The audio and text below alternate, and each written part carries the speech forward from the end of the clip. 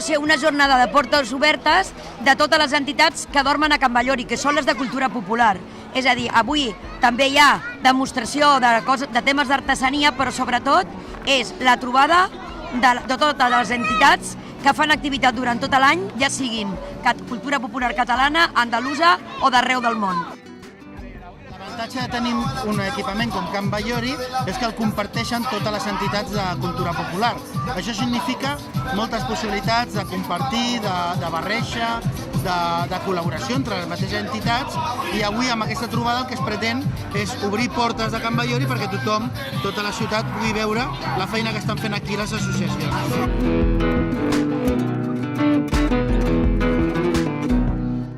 Hem començat un cercavila des de la plaça de la Vila, juntament amb els de la Colla del Mamut.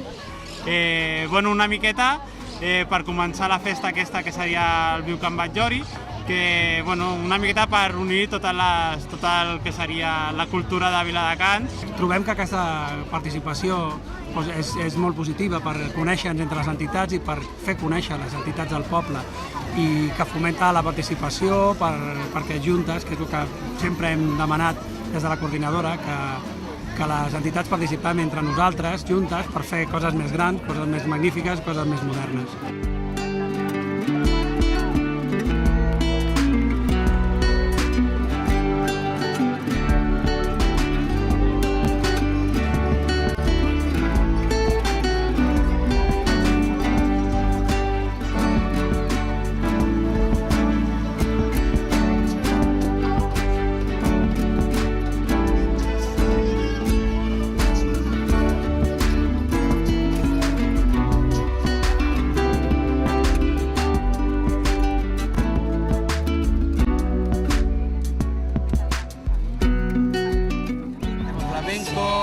Hacemos talleres por ejemplo, hoy estamos haciendo cómo enseñar a los niños a hacer abanicos, hacemos, mira, acá haciendo bachata, estamos haciendo también pintura. Bueno, nosotros estamos aquí porque nos gusta que el arte se vea en todos los eventos que hacen las asociaciones, y con que nos invitan, pues vamos y nos ponemos nuestras cosas y quedamos bien con todo, y todos nos ayudan a exponer y a ser más grandes la asociación.